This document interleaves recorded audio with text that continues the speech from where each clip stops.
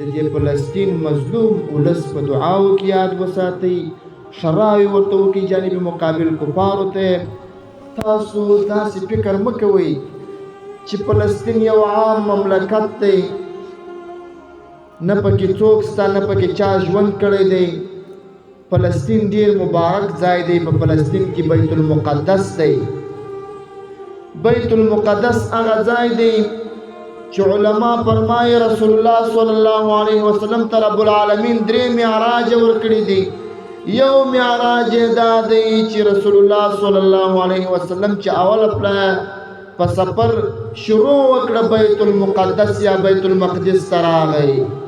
فلسطین هغه ځای دی. تاسې که تاریخ وګورئ، ډیرو انبیاو بلکې اکثرو انبیاو فلسطین کې زندگی کړې ده. فلسطین د انبیاو وطن دی. فلسطین هغه ځای دی چې پکې انبیا زیږېدلي دي، انبیا پکې شهیدان سوي دي. او هغه ځای دی بیت المقدس چې دا 1,40,000 زیات نه کم ډېر ټولو انبیاو سجده ورته کړې ده. خاص کر زموږ استاد رسول الله صلی الله علیه وسلم سجده ورته کړې ده. فلسطین، د فلسطین جهاد، د فلسطین غزا، دا به د ټولو مسلمانانو یو مشترک غم بولي او د زړه د کومې به باندې په غمجن یې. علما لیکي که یو سړی د زړه د اخلاص دا نیت وکړي چې ای پروردګار که زما یو نوع د انواعو وس کار وکړي، جهاد مې وس کار وکړي، مقابله مې د کفر وس کار وکړي، زه به جهاد کوم، مقابله به کوم. علما وایي دا سړی که پر خپل بستر مړ شي هم شهید دی. تاسو هم دا عقیده وساتئ، دا مورال جوړ کړئ. که چیرې زموږ ستاسې ذمهداري د امیر المؤمنین حفظه الله تعالی ورعاه په غاړه ده، دا نیت وکړئ هر یو چې خپل پر ځای پرېوته لاس، رب العالمین ستا سره مې وعده ده که چیرې ماته امیر المؤمنین د جهاد امر وکړي، په هر نوع د انواعو کوي، که لسانی جهاد وي، که مالی جهاد وي، که بدني جهاد وي، رب العالمین ستا سره مې وعده ده عهد مې دی، زه ورته تیار یم. بیا که پر خپل بستر مړ شي ام دې مرګ د شهید دی.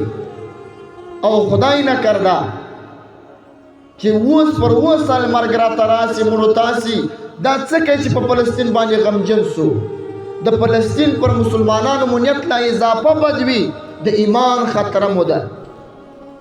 الله رب الجلال خپل په هر کار کې حکمت لري.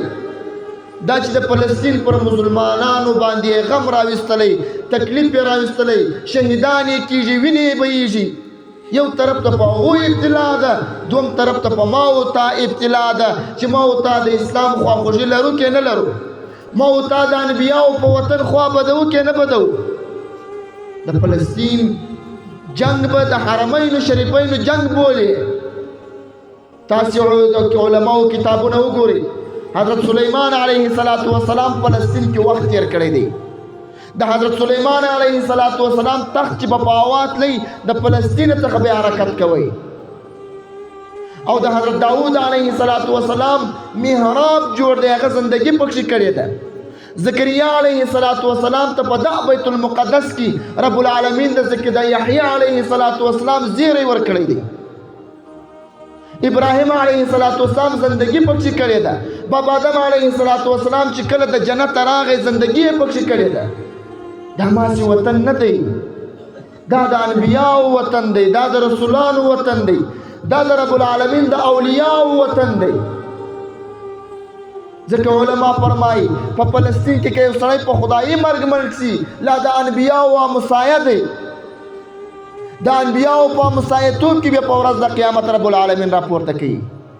نو یوه ارزو هغه دا ده چې تاسې په زړه د اخلاص د فیض او د برکت میاشت رب العالمین چې دعاوې قبلوي، شراوې هم قبلوي، د زړه د اخلاص د فلسطین مسلمانانو ته دعاوي او کفارو ته د تباهۍ شراوي، نور مو هیڅ په وس نشته.